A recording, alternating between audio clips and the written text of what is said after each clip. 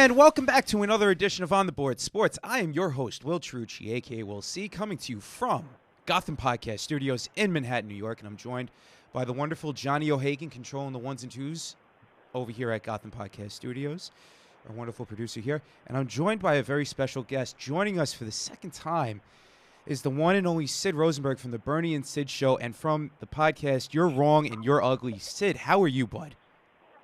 I'm doing great, Will. It's great to be back with you. I really enjoyed it the last time I was with you. So anytime I get a chance to talk New York sports with one of my favorite guys in the city, it's always a good time. Thanks for having me back. Sid, thank you so much, man. This means a lot for you to come back on, and, you know, it's always awesome. First and foremost, before we go on talking sports, I want to know how you got into talking with your podcast now, You're Wrong and You're Ugly. What made you start up your podcast?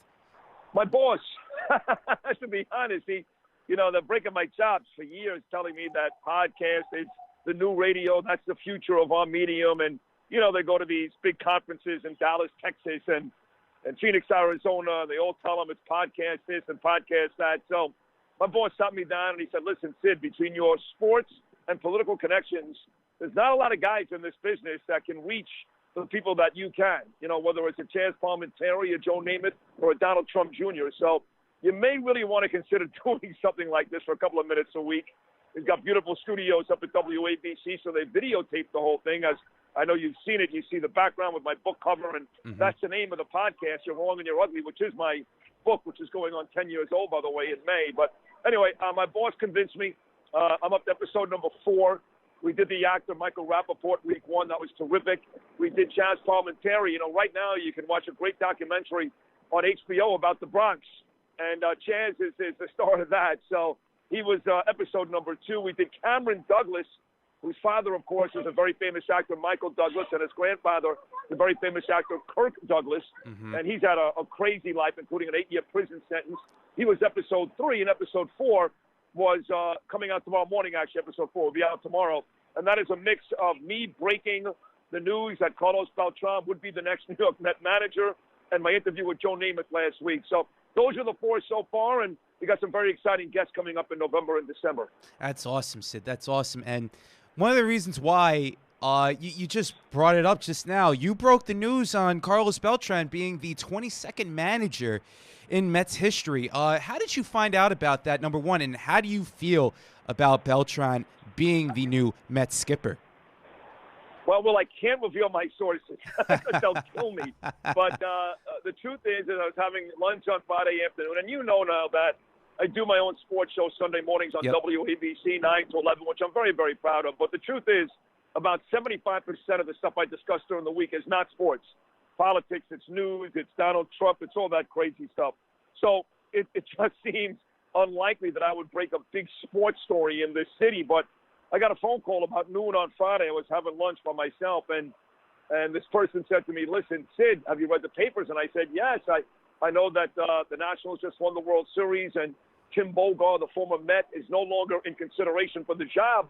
What I read this morning from Joe Sherman was it's down to 2 guys, Eduardo Perez and Carlos Beltran. And he goes, Sid, it's not 2 guys. It's done. The deal's done. I go, what do you mean? He goes, Carlos Beltran's the next manager of the Mets. It's done. The deal is done. They're going to announce it in about 3 or 4 hours. But so I said, listen, I'm not really a sports guy at this point. I'm really more politics and news, but I don't want to look like an idiot. So you're telling me that Carlos Beltran said, Sid, the deal is done. Run with it. So I did. I went on Twitter about 12:30 on Friday afternoon, hours before anybody else, and I said, Carlos Beltran is the next manager of the New York Mets. It's a done deal. And then I started getting tweets, Phil, from guys like Andy Martino, who covers the Mets, Anthony DiComo, who covers the Mets, and they were questioning the validity. And I said, listen, guys, I'm not going to reveal my source. It doesn't matter. I'm telling you that sometime this afternoon you're going to hear that he's the manager. If you don't want to run with it, don't run with it. They're all very nice. They all said things like, no, listen, Sid, we're not doubting you got this right. We're not doubting any of that stuff, but we really have to confirm it. And sure enough, 3 or 4 hours later, it was confirmed. And it was surreal for me, Will, to start getting tweets from guys like Ken Rosenthal and John Heyman and all these big baseball guys that actually were giving me credit for the story. They also gave Anthony DiComo credit, but I actually had it before Anthony, giving me the credit for the Carlos Beltran story. So it was fun for me, but don't expect me to be breaking sports stories across the city too often. Yeah, I mean, look, that was a real shocker on a Friday, nonetheless, when the Mets announced the news, and you tweeting it out. Sid, what's your take on Carlos Beltran being the manager now for the Mets? I know the Mets have a lot of problems with their bullpen. Beltran has been around in some good teams over the course of his career that had some good bullpens. Do you see him trying to necessarily work that with Brody? What's your take on that? Well, that's not going to be him. I mean, look, he's not going to be in charge of personnel. He's not going to be a puppet. We know that, but he's not going to be in charge of personnel. The Mets made that very, very clear. Whoever was going to come in was not going to take control of this team. It's still Van Wagenen's team. So it's not going to be up to Beltran who's going to fix the bullpen. Listen, I think he's a guy that is only 2 years removed from the game. Won a World Series with Houston 2 years ago. Was a very good player for the Yankees just 4 years ago. Certainly had 7 very good years here with the Mets. I know people remember him for the cold strike 3 against Wainwright in the 2006 NLCS, but guy had 41 home runs that year, too. I mean, he was a really good player. He's a Hall of Fame center fielder.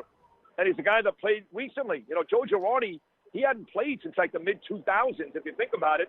And the reason why Joe Girardi got fired, managing a Yankee team that had very low expectations and so almost made the World Series, the news was he wasn't really relating to the younger players. So I don't know why Met fans were so upset that Girardi went to Philadelphia. If he really got fired from the Yanks because he can't relate to the younger players, I look at my Met roster. I see Pete Alonso. I see Jeff McNeil. I see Michael Conforto, Rosario, Nimmo. They're all young guys. So I want a guy who has recently played the game, who knows the young modern-day player, who can motivate these guys and get on these guys, which Mickey Callaway could not do, by the way. And I think Beltran can be that guy. That's his job. His job is not personnel. It's not to improve the bullpen. It's not to pick up a right-handed power hitter. That's Van Wagenen's job. Carlos' job is to go out there every day, motivate these guys, ream a guy's ass when he has to, right, and expect these guys to play hard every single day. So I think Carlos Beltran could do that. I don't know. He's never done it before, but neither had Aaron Boone 2 years ago, and he's won 220 games in 2 years. You could say the same thing about Alex Cora, too, him winning the World Series in Alex 2018. Cora, right. How about the Rocco Baldelli in Minnesota? I mean, all these guys that have had great – A.J. Hinch, I mean, what was he 5 years ago? Right. Now all of a sudden he's like the best manager in baseball. So, and Dave Martinez as well. So, listen, you got to give these guys a shot, and who better than a guy that had a 19-year Hall of Fame career? Absolutely. And, the Mets right now, Sid, I know you're a big Met fan. They're primed. They had their manager now. Looks like they might have some sort of success next year if they keep on building. Well, it's got to be. Listen, this year it was a horrible couple of months. They made it exciting. They were actually mathematically alive until Wednesday, 5 days before the end of the season. They ended up winning 86 games, going 10 games over 500. But any way you look at it, this was a disappointing season for the Mets. Right. This is a 90-plus win baseball team. If the pitching stays healthy, they can flirt with 97, 98 wins. They can win that division as good as Atlanta is and Washington is. So next year's got to be the year. I don't think, an 85-win season and a third-place finish, I think it'll be very bad news for Brody Van Wagenen. So I think he knows that. I think they'll improve what they need to improve on the roster. But if they stay healthy and these young kids continue to mature and Carlos Beltran does a decent job motivating these guys, the Mets should be a very dangerous threat inside that NL East. Absolutely, absolutely. I mean, look, the Nationals won it as a wild card. Who would have thought that? Not many people. If the Mets get in there next year into the playoff round, they could be just as dangerous as Washington with their team. With that there's no doubt. I mean, look, the Marlins, I was in Miami for many, many years. I worked at 3 different radio stations in Miami, and the Marlins went to the World Series in 1997 and beat the Cleveland Indians. They were a wild card team and got back to the World Series in 2003 as a wild card team. Right. And beat the New York Yankees. So, you just got to get in. Even the Giants, if you want to compare sports and football. Right. Both of those Eli Manning teams were wild card teams, had to win 4 road playoff games, and they managed to do it 2 years and win a Super Bowl. So you got to just get in. You get in, and anything can happen. You get a hot pitcher, like we saw to Steven Strasburg this year, or those types of things, a hot hitter, like a Howie Kendrick. Next thing you know, you're having a parade down the Canyon of Heroes. Yeah, absolutely, absolutely. Hey, speaking of the Giants are playing the Jets this weekend in a matchup of two poorly, run football teams right now with both their head coaches in Adam Gase and Pat Shermer. Sid, you're a Giants fan. I'm a Jets fan. How do you feel about this game going into week, what's this, 10 now? Oh, God, nobody cares. I mean, I got to tell you, back in August, I was getting people texting me, can you get me tickets, Jets and Giants, week 10, November the 11th? Can you get me tickets? Not one person, not one has texted me for a ticket this week for this game. You got two teams with a combined record of 3 wins and 14 losses. Right. Giants at 2-7 and riding a 5-game losing streak. The Jets are 1-7. They look completely lost. I think both fan bases don't like their coaches. I think Giant fans really think Pat Shurmur is in way over his head. Jet fans hated Adam Gase the moment he left Fort Lauderdale and came to New York, and he's done nothing to repair that. So it's a mess. It's a mess. I mean, the Giants have a good young quarterback that got off to a terrific start, had a great week 1 against Tampa Bay, was just okay in his second win against Washington, and now Daniel Jones is good for 2 or 3 turnovers every week. So he's really got to fix that, right? I mean, that's become a huge issue. Not all his fault, I get it. He's getting pressured, not running the ball as well as he did with Barkley last year. His receiving core is all beat up. His best wide receiver is out. But you can't be fumbling the football and making bad decisions, throwing the ball right into double coverage. And Jones has done that quite a bit. So, the Giants, and defensively, they're just a complete mess. Their secondary is way too inconsistent. They put very little pressure on opposing quarterbacks.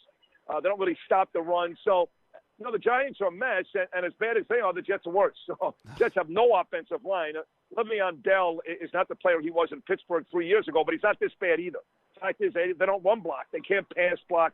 Sam Darnold has regressed dramatically from last year. Believe it or not, much better under Todd Bowles than he is under Gase, who's a quarterback coach. Right. And even defensively, they've been tremendously disappointing. With a guy like Greg Williams, one of the best coordinators in football, leading the way, they can't stop anybody. So I look at both of these teams. I'm looking for something to be excited about, something to be optimistic about. I can't find it with either New York football team. Absolutely. Sid, though, I know you said you don't care really for this week, but who wins on Sunday? I know, like I said, who wins on Sunday in your honest opinion? I think the Giants probably win by accident. I just think the Jets are so beaten. They're just beaten up. I think Donald's confidence is a major issue. Le'Veon Bell, I really think he wouldn't have cared if he was traded back to Pittsburgh last Tuesday. I think Adam Gase is completely lost. I mean, as bad as Pat Shurmur is, and his play calling at times is atrocious. And, again, defensively, the Giants can't stop anybody. I think the Giants, with Barkley and a couple of their receivers back, they're gonna win the game on Sunday. I expect it to be a mess. Turnovers all over the place, bad plays all day, but not because I'm a Giant fan. I really don't know. If either team wins, I'm not going to be surprised. But I do think the Giants end that 5-game losing streak and get their 3rd win in a squeaker, in a close football game. Hey, listen, I'm going to be there on Sunday.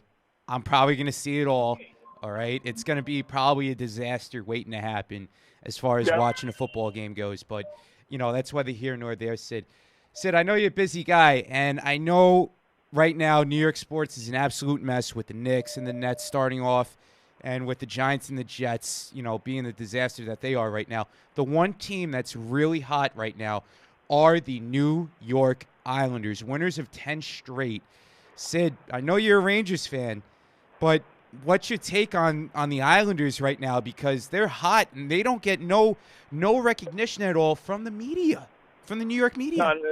Nobody cares about the Islanders. Look, I mean, we know, of course, those great 4 Stanley Cup teams with Bossy and Trottier and Billy Smith, and the names go on, Denny Potvin, and then, just an unbelievable amount of talent on those Islander teams to win 4 straight Stanley Cups. And by the way, had a chance to win 5 in a row, but got swept actually by Gretzky, Messier, and the Edmonton Oilers. So that was quite an era for Islander hockey out there at Nassau Coliseum. But really, since then, they just don't seem to care in this town. They don't cover them. Look, they had a terrific year last year. I mean, who the hell? No one heard of Robin Leonard 2 years ago. And last year, this kid, was up in the Vezina Trophy, and they made the playoffs. And here you had a guy that gave up a job in Washington where he won the Stanley Cup 2 years ago, and Trotz came to Brooklyn, and the Islander team was in the playoffs and got up to a little bit of a slow start the first week or two this year. Now they're winning just about every single night. It's unfortunate they don't get the amount of play they should, because they are the best winter team in this city. They're better than the Devils. They're better than the Rangers. They're certainly better than the Knickerbockers, and the Nets, we'll see. I expect the Nets to come back and play better basketball. I really, really do, with or without Kevin Durant late in the season. But there is no question of the winter sports up here right now. The Islanders going on 2 years they've been the best team, but they'll never get the coverage. I mean, the Nets will. The Nets are catching up to the Knicks because the Knicks have been, for the most part, bad for 20 years. Outside a 154-win season by Carmelo 5 years ago, right. They've been bad since Ewing left. So the Nets, they get Durant, they get Irving, and you got Flopper Shaman. They're going to get more and more coverage. They won't catch the Knicks, but they'll make it competitive. The Islanders will never catch the Rangers. It doesn't matter who's better, how much better they are, but they are the best team in the city for the winter sports. I got you, man. I see it. You know, the Islander fans are very passionate. I'm a very passionate fan, being a season ticket holder with the Islanders too. It's just an unfortunate thing right now that this team is. Listen, it becomes frustrating for the fans. They're like, "Come on, the Rangers are just right. They just lost 6 straight, and no one cares about the Devils." And I get the frustration, but at the end of the day, you can't worry about that. It's been that way in this city for a very, very long time. And listen, the Islanders don't belong in Brooklyn. That's the bottom line. The majority of their fan base is still out on Long Island. I know they don't love the Nassau Coliseum. I'd love to see Long Island fix that place up, but they're going to go to the new Belmont Center right up at Belmont Park, and maybe that's going to be a difference when it comes to coverage and all that, because right now they're a misplaced team. Brooklyn is not the hotbed for Islander hockey. Quite frankly, most of Brooklyn people are Ranger fans. It's not. And not only that, I think that'll change. And not only that, Sid, but Brooklyn, you probably heard it, you probably read all about it. It was really the last option for Charles Wang at the time when he bought the team, and with the whole Lighthouse project getting voted down by the county and everything like that. Brooklyn was the last place. Yep. It was the last place. Either that or they'd be playing in Kansas City or Quebec right now. Right, or Vegas or San Antonio or one of those spots. Right, so or Seattle. You're right. I mean, he did the right thing. He kept them here. They got a brand new arena being built, which should be very, very exciting. And they got a very good young hockey team. They really do. So if I'm an Islander fan, I'm happy right now, despite the fact you don't get the coverage you probably deserve. Absolutely. And they're playing most of their games now back at the Nassau Coliseum now, over the past couple of years. And when they did that last year, and they had a couple of playoff games against Pittsburgh, which was really, really exciting. Yep. And I like when they go back there. It's kind of cool. It absolutely is. Brings back a lot of old memories. Fort Never Lose. Sid, how do the people follow you on Instagram and on Twitter? Well, it's easy. I just use my name, @Sid Rosenberg, on both. Facebook, too, is Sid Rosenberg, but @Sid Rosenberg on Instagram, @Sid Rosenberg on Twitter. I'll have some new stuff up later on tonight. Obviously, like I said, I'm on the way to Trump Tower here in a couple of minutes for Donald Trump Jr.'s book signing, so I'll be spending some time with the president's son and his girlfriend, Kimberly Guilfoyle, the former Fox News superstar. So all of those pictures will be up later on tonight. And every day, really, on the Bernie and Sid Show, as you know, Will, we've got amazing guests. We're at Madison Square Garden, in the heart of the world here in New York City. So, at least 4 or 5 days a week, you're going to see some major stars on those pages. And whether it's politics or entertainment or sports, you're not going to be disappointed. Plus, I curse a lot. People tend to like that. So just follow me, Instagram, @Sid Rosenberg, and Twitter, @Sid Rosenberg as well. Unfiltered, Sid. That's what we want, and we want more of it. That's right. Absolutely. Sid, thank you so much for coming on, man. Really taking some time out of your day to come on our show. I really appreciate this, man. Thank you so much. Come on, man. You become a buddy of mine. I appreciate it. You're great at this, and you're a handsome kid, and you're a big New York sports fan. So anytime you want me, I really enjoyed it. Well, you can continued success, buddy. Thank you so much. Thank you. You got to come in studio one day. Definitely talk it up. It'll be awesome. Done deal. You know what? You got a deal. We'll pick a date somewhere in the near future. I'll be happy to come in. It'll be fun. Awesome, man. Thank you so much, Sid. Thank you again. All right. Well, bless you. Okay. Thank you. Take care. Bye-bye. Take care. That was